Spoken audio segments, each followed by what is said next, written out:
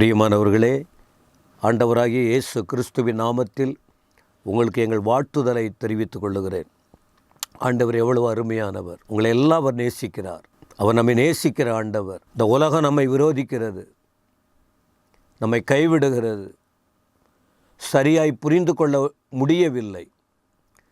ஆனால் அதனால தான் ஆண்டவர் நம்மேல அன்பு கூர்ந்த ஆண்டவர், நம்மை தேடி வந்த தேவன், நம்ம மேலே கரிசனை கொண்டு கருத்தாக மேலே அக்கறை உள்ளவராய், அவர் வார்த்தையின் மூலம், அவர் வார்த்தையின் தேவன், வார்த்தையாகிய தேவன், இந்த வார்த்தையாகிய தேவன் தமது வார்த்தைகளை கொண்டு நம்மோடு கூட இடைப்பட்டு எப்படியாயினும் நீங்கள் வலதுபுறம் இடதுபுறம் சாயாமல் தெளிவோடு வாழ்வதற்கு ஆண்டவர் பல வழிகளை கற்றுக் கொடுக்கிறார்.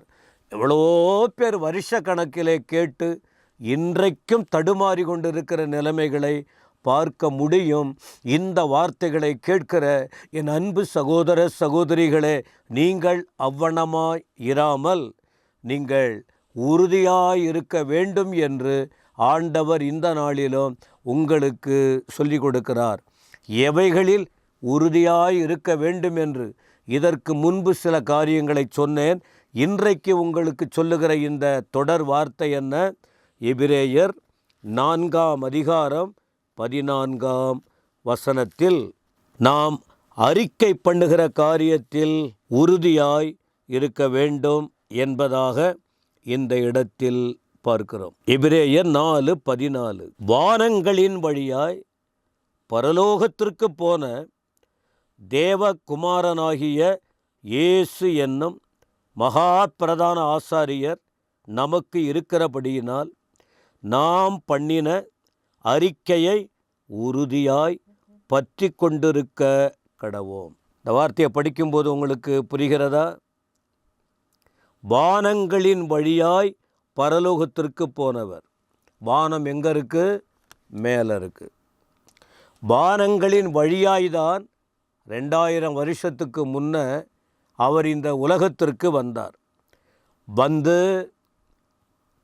எல்லாருக்கும் ஆசீர்வாதத்தின் பாத்திரமாய் விளங்கினார், பிரசங்கித்தார், அற்புதம் செய்தார், ராஜ்யத்தின் சுவிசேஷத்தை அறிவித்தார்.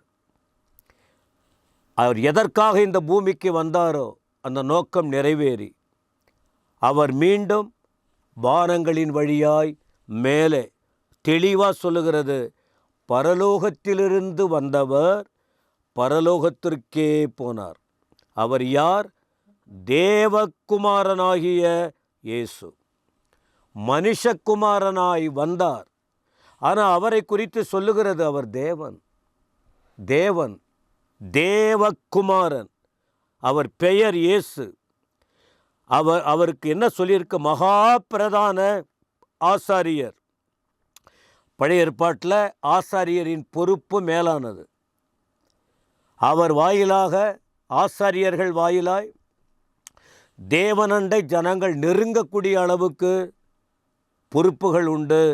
பழைய ஏற்பாட்டு பகுதிகளில் தியானிக்க முடியும். அப்படி இருக்கிறபடியால் அந்த ஆசாரியர்களை விட மகா பிரதான பெரிய ஆசாரியர், இவருக்கு மேலே யாரும் இல்லை, இவருக்கு பிறகு யாரும் இல்லை.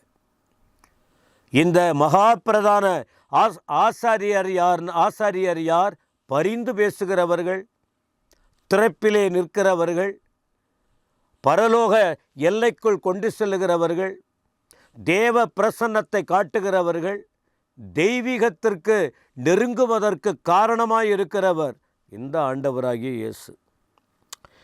அப்போ அவர் நமக்காக இருக்கிறதினாலும், அவரை நாம் உள்ளத்தில் ஏற்றுக்கொண்டதினாலும், அவரை பாடுவதினாலும், துதிப்பதினாலும், ஆராதிப்பதினாலும், அவரை தெளிவாய் அறிந்திருக்கிறபடியினாலும் என்ன செய்ய வேண்டுமாம்? நாம் பண்ணின அறிக்கையை உறுதியாய் பற்றி கொண்டிருக்க கடவோம்.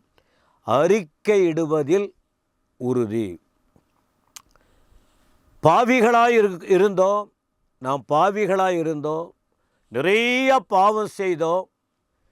ஆனால் பாவத்திலிருந்து விடுதலை கொடுக்க வந்த ஆண்டவர் இயேசு என்று அறிந்த பின்பு நீதிமொழிகள் 28:13 படி தன் பாவங்களை மறைக்கிறவன் வாழ்வடைய மாட்டான், அவைகளை அறிக்கை செய்து விட்டு விடுகிறவனோ இரக்கம் பெறுவான் என்ற வார்த்தையின்படி பாவத்தை அறிக்கையிட்டு அதை விட்டுவிட்டு அந்த அறிக்கையில் உறுதியாய் இருக்க வேண்டும். திரும்ப அந்த பாவத்திற்குள்ளே செல்லாதபடிக்கு அந்த பாவத்திலிருந்து விடுதலை கொடுக்க அந்த மகா பிரதான ஆசாரியர் என்ன செய்தார்? கல்வாரி சிலுவையில் தன்னுடைய உயிரையே கொடுத்தார், இரத்தத்தை சிந்தினார். 1 யோவான் 1 7, 8, 9 வசனங்களை படித்து பாருங்கள். இயேசு கிறிஸ்துவின் இரத்தம் சகல பாவங்களையும் நீக்கி நம்மை சுத்திகரிக்கும். நமக்குள்ளே பாவம் இல்லை என்போமானால் நம்மை நாமே வஞ்சிக்கிறவர்களாய் இருப்போம். நாம் பாவங்களை அறிக்கையிட்டு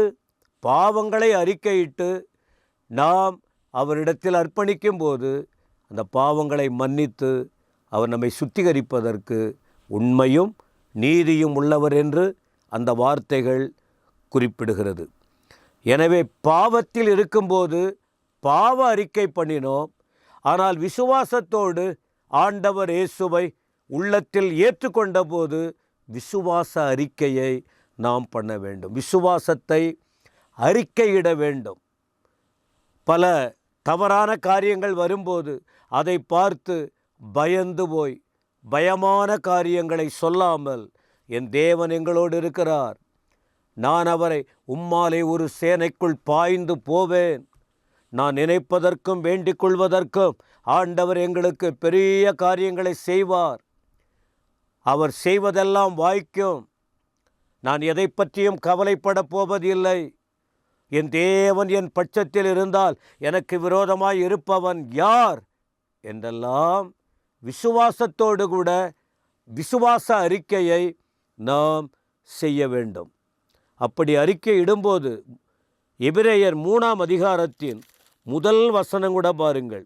இப்படி இருக்க பரம அழைப்புக்கு பங்குள்ளவர்களாகிய பரிசுத்த சகோதரரே, இந்த வார்த்தையை கவனிங்க, நாம் அறிக்கை பண்ணுகிற அப்போஸ்தலர். அங்கே ஆசாரியர் என்று பார்க்கிறோம், இங்கே நாம் அப்போஸ்தலர் என்று பார்க்கிறோம். அப்போ நம்முடைய நாவினாலே அறிக்கையிட வேண்டும், ஆண்டவரை அறிக்கையிட வேண்டும். 4 முதல் வசனம் கூட பாருங்கள்.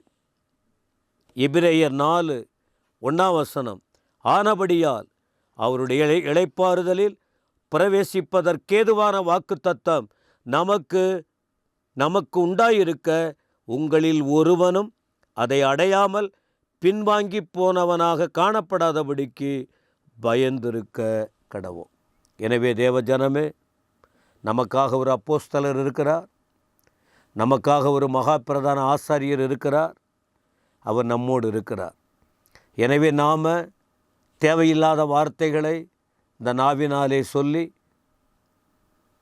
எப்போவுமே என் வாழ்க்கை அவ்வளவுதான், நான் ரொம்ப நாள் வாழ போகிறதில்ல, பிரச்சனை அதிகமாக இருக்குது, நான் சீக்கிரம் செத்துருவேன், இப்படியெல்லாம் நிறைய பேர் நல்ல வார்த்தையை சொல்லிக்கிட்டு இருக்காங்க.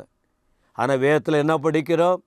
விசுவாசிக்கிறீங்கள ஆண்டவர் இயேசுவை, நல்ல அறிக்கையை பண்ணுங்க, நல்லதை செய்வார், உங்கள் வாழ்க்கை மேலே வரும். இப்பொழுது இருக்கிற அந்த நிலைமையை கர்த்தர் மாற்றுவார், அற்புதங்களை காண்பீர்கள். அறிக்கையிடுங்கள், அசையாதிருங்கள், அற்புதங்களை கண்டு நீங்கள் மேன்மை அடைவீர்கள். தேவன் உங்களை ஆசீர்வதிப்பாராக. ஆமேன், ஆமேன்.